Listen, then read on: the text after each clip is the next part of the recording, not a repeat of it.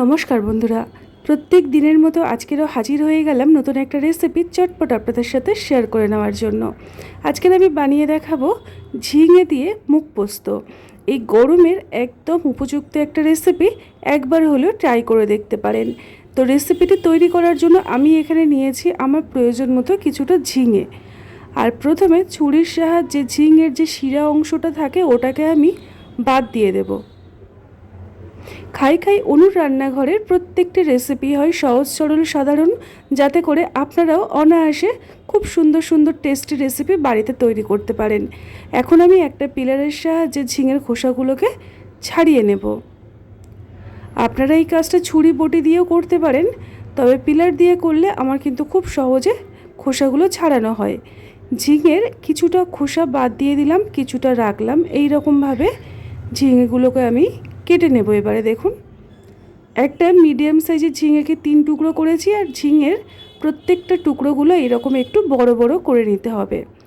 একই রকম পদ্ধতিতে সমস্ত ঝিঙেটাকে আমি কেটে রেডি করে নিয়েছি। এখন একটা পাত্রের মধ্যে জল দিয়ে দিয়েছি। দেখুন, ভালো করে ঝিঙেগুলোকে কচলে কচলে ধুয়ে নিতে হবে। বন্ধুরা, রেসিপিটি একবার হলেও ট্রাই করে দেখবেন। নিরামিষ দিনের জন্য একদম উপযুক্ত একটা রেসিপি। আর ঝিঙে খুবই ঠান্ডা একটা সবজি, যেটা আমাদের শরীরকে খুব ভালোভাবে ভিতর থেকে ঠান্ডা করে। একদম কম তেল মশলায় বানিয়ে দেখাবো, যাতে করে আপনারাও এই গরমের জন্য তৈরি করতে পারবেন। তো ঝিঙেটাকে আমি ভালোভাবে কেটে ধুয়ে রেডি করে নিলাম। এখন এই রেসিপিতে আমি আরও একটা উপকরণ আগের থেকে মুগ ডাল, 1 কাপের মতন মুগ ডাল খুব ভালো করে ধুয়ে আর ভিজিয়ে রেখেছিলাম। মোটামুটি 2-2.5 ঘন্টা ভিজিয়ে রাখলেই খুব সুন্দরভাবে ভিজে যাবে। এখন এই মুগ ডালটাকে প্রথমে আমি বেটে নেব। তার জন্য একটা মিক্সার জার নিয়েছি।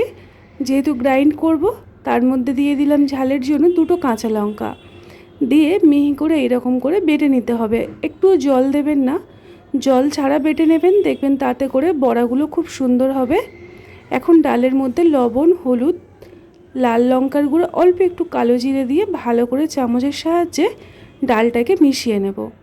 বন্ধুরা, এই রকমভাবে যদি এই মুগ ডাল দিয়ে ঝিঙে পোস্ত বানিয়ে দেখেন, দেখবেন গরম গরম ভাত দিয়ে নিরামিষ দিনেও কিন্তু খাওয়াটা ভীষণ ভালো হয়। তো আমি এখানে রেসিপিটি তৈরি করার জন্য ডালটাকে রেডি করে নিলাম। এখন কড়াইয়ের মধ্যে পর্যাপ্ত পরিমাণে সর্ষের তেল খুব ভালো করে গরম করে নেব। তেলটা গরম হয়ে যাওয়ার পরে একে একে বড়াগুলোকে ভেজে নিচ্ছি। বন্ধুরা, এখনও পর্যন্ত যদি একটা লাইক না দিয়ে থাকেন, প্লিজ একটা লাইক দিয়ে আমার সাথে থাকবেন আর শেষ পর্যন্ত থাকার অনুরোধ রইল। আশা করছি আজকের এই রেসিপিটি আপনাদের ভীষণ পছন্দ হবে।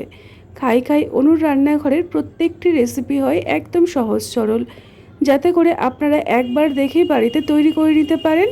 প্রতিদিনের ঘরোয়া মশলা দিয়ে যদি মাঝের মধ্যে এই রকমভাবে রান্না করা যায়, দেখবেন মুখের স্বাদ বদল হয় আর খেতেও কিন্তু ভীষণ ভালো লাগে। তো আমি আপনাদের সাথে কথা বলতে বলতে ডালের বড়াগুলো দেখুন, একটা সাইড আমার ভাজা হয়ে গেছে, আরও একটা সাইড উল্টে পাল্টে ভেজে নেব। রেসিপিটি শেষ পর্যন্ত দেখে যদি একটুকুও ভালো লাগে, তাহলে নিজেদের বন্ধুবান্ধব, আত্মীয় স্বজনদের মধ্যে শেয়ার করতে পারেন। আর যদি মনে হয় এই রকমই নানা রকম রেসিপি প্রতিনিয়ত পেতে চাইছেন, তাহলে খাই খাই অনুর রান্নাঘর চ্যানেলটিকে সাবস্ক্রাইব করে নোটিফিকেশানে অল বাটনটি প্রেস করে দেবেন। তাহলে আমার প্রতিদিনের যে ভিডিও রান্নার, সেটা আপনাদের কাছে অটোমেটিক চলে যাবে।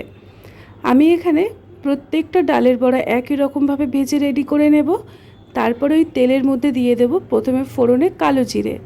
কালো জিরে আর ঝিঙের কম্বিনেশনটা দারুণ হয়। আপনারা কিন্তু চেষ্টা করবেন কালো জিরে ব্যবহার করতে। আর অনেকে আছেন যে কালো জিরেতে অপছন্দ, তার ক্ষেত্রে আপনারা সাদা জিরে দিয়েও করতে পারেন। আমি এখানে তেলের মধ্যে ঝিঙেটাকে কিছুক্ষণ মোটামুটি 1-2 মিনিট উল্টে পাল্টে ভেজে নেব। এই রকমভাবে ভেজে নিয়ে রান্না করছি, যাতে করে ঝিঙের সবজির যে একটা কাঁচা গন্ধ থাকে, ওটা একদমই না পাওয়া যায়, আর যে কেউ অনায়াসে খেয়ে ফেলতে পারবে। তো আমি এখানে দেখুন মোটামুটি 2-3 মিনিট গ্যাসের আঁচটাকে জোরে রেখে ভেজে নেব, না হলে কম আঁচে রেখে ভাজলে অনেকটাই জল বেরিয়ে যাবে। যতক্ষণে ঝিঙেটা ভাজা হচ্ছে, আমি একটা মশলা রেডি করে নেব।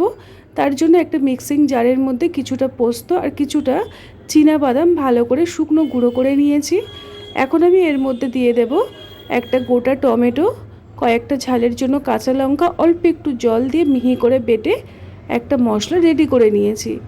এদিকে ঝিঙেগুলো বেশ ভালোভাবে মোটামুটি ভাজা হয়েছে।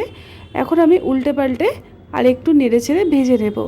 আপনারা একটু ভালো করে লক্ষ্য করুন, ঝিঙের গায়ে কিন্তু একটা কালার চলে এসছে। এই রকমভাবেই ঝিঙেটাকে একটু ভালো করে সময় নিয়ে ভেজে নেবেন। এখন আমি এর মধ্যে কিছু উপকরণ অ্যাড করব।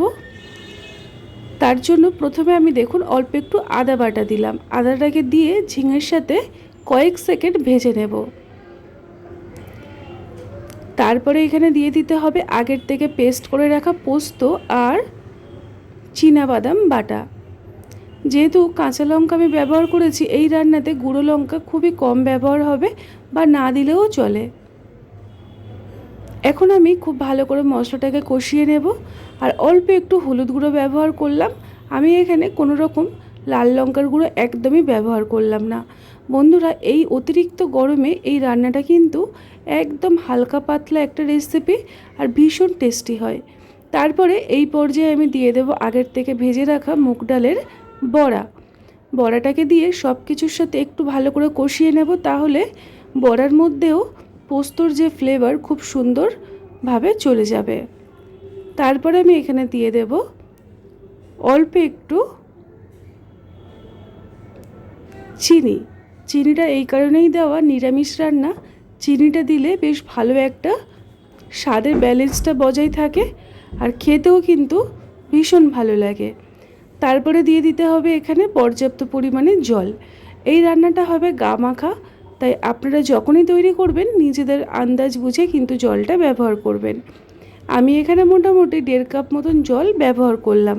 আমি সমস্ত কিছু খুব ভালো করে একসাথে মিশিয়ে নিলাম।